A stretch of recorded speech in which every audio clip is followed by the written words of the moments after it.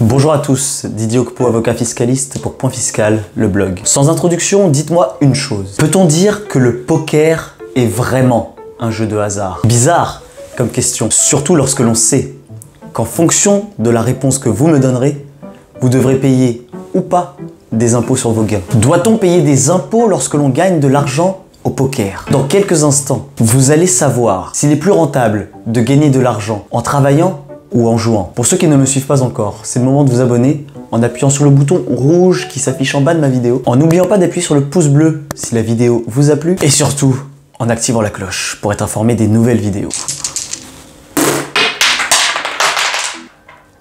Générique.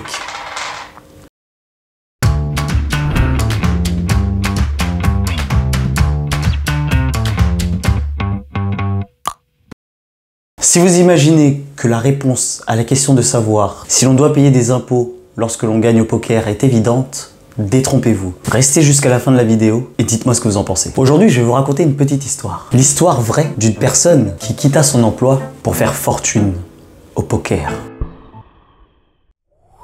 Nous sommes au début des années 2000 lorsqu'un certain monsieur, que l'on appellera René, se mit à jouer au désormais célèbre jeu en ligne Texas Hold'em Poker. Dans la vie, il est ingénieur et ne connaît pas des fins de mois difficiles. Un jour, alors qu'il traîne sur des sites internet étranges, il tombe sur le bulletin officiel des impôts. Ah bah si c'est pas un hasard. Il ne savait pas que ce qu'il allait lire allait changer sa vie. Dans ce document de l'administration fiscale, il lit que la pratique, même habituelle, de jeux de hasard, tels que la loterie, tombola, ou jeux divers ne constitue pas une occupation lucrative ou une source de profit devant donner lieu à imposition au nom des personnes participant à ce jeu. Alors là, il est tout neuf, il est content, il imprime le document, il le colle au-dessus de son lit et il l'apprend par cœur, tout en jouant de plus en plus au poker. Évidemment, tout ce qu'il peut gagner au poker qui, selon lui, est un jeu de hasard, est non imposable. En 2010,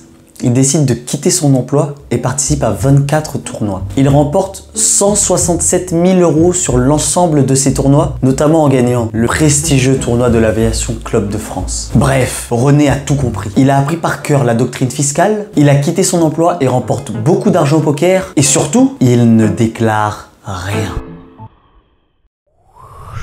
Mauvaise langue, ceux qui pensent que l'argent attire le fisc comme le miel attire les abeilles. C'est par hasard que des inspecteurs des impôts se sont retrouvés là, à le contrôler, lui qui avait tant à cacher.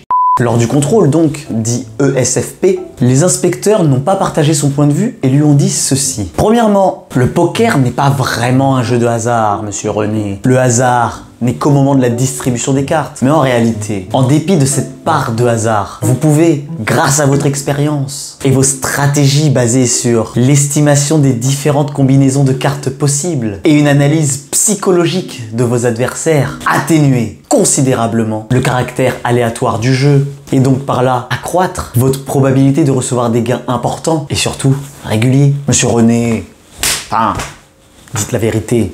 Deuxièmement, l'administration a aussi rappelé à René qu'il jouait habituellement à ce jeu en vue de gagner de l'argent et donc qu'il s'agit là d'une occupation lucrative. Troisièmement, les gains, monsieur René, ils sont réguliers, ils sont conséquents aussi et vous avez acquis une certaine notoriété au poker, n'est-ce pas? Vous l'aurez compris, l'administration fiscale et René ne sont pas tombés d'accord et dans ce cas-là, c'est le juge qui tranche.